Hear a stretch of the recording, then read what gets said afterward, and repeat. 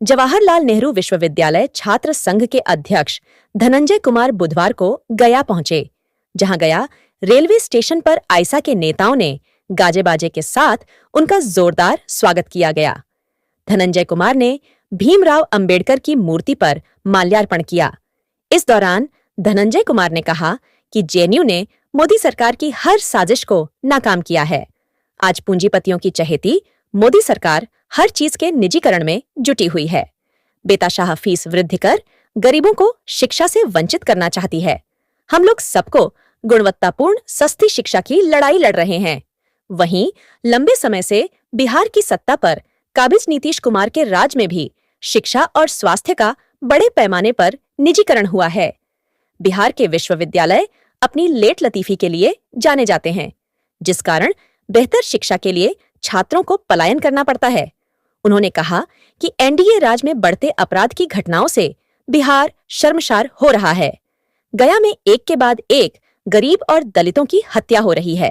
महिलाओं का बलात्कार हो रहा है। न्याय के साथ विकास और सबका साथ सबका विकास का नारा झूठा है।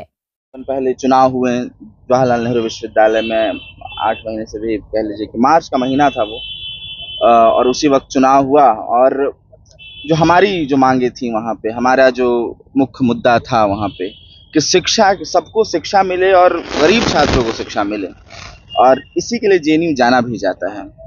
और आप देख रहे हैं कि किस तरह से मौजूदा सरकार पूरी तरह से हायर एजुकेशन पर हमला जिस तरह से कर रही है, एनईपी लाकर, नेशनल एजुकेशन पॉलिसी लाकर, सीयूईटी लाकर, और बड़े शहरों के विश्वविद्यालय को वो भी नहीं बच रहे हैं, और जो छोटे शहरों के विश्वविद्यालय हैं, गया के अगर कोई कॉलेज है या फिर अलग अलग इलाकों के कॉलेजेस हैं, तो उनको और पूरी तरह से तबाह करने पे ये तुल गई है। आप जाने कि सीयूईटी आ रहा है, तो जो कॉलेज की अपनी एक ऑटोनॉमी, मतलब एक कहिए कि लोग जाना जाता था जिसकी वजह से कॉलेजेस को, कि हम गया कॉलेज में एडमिशन लिए हैं, हम फलना कॉलेज में एडमिशन लिए हैं, आज वो चीज़ें ख़त्म हो गई हैं। आज सब कि हम कोई बड़े कॉलेज में बाहर जाके यहाँ पढ़ें, और हम सब लोग जो हम हैं और फिर यहाँ पे और भी कई लोग हैं, सब हम लोग को विस्थापना का सबसे ज़्यादा दंश झेलना पड़ा है बेहतर शिक्षा के लिए।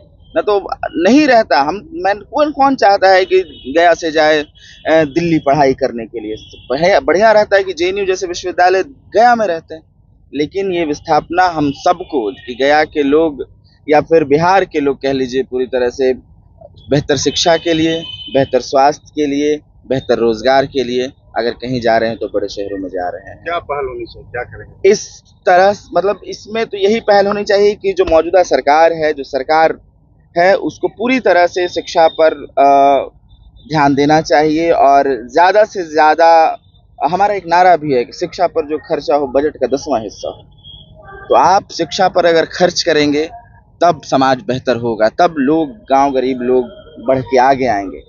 और उसी के साथ देखिए कि जहाँ तक शिक्षा पे हमला हो रहा है, जहाँ पे हम पर हमला हो रहा है, जेएनयू पे आप लोग सुनते होंगे कि जेएनयू तो कई तरह से बदनाम है। क्यों बदनाम है?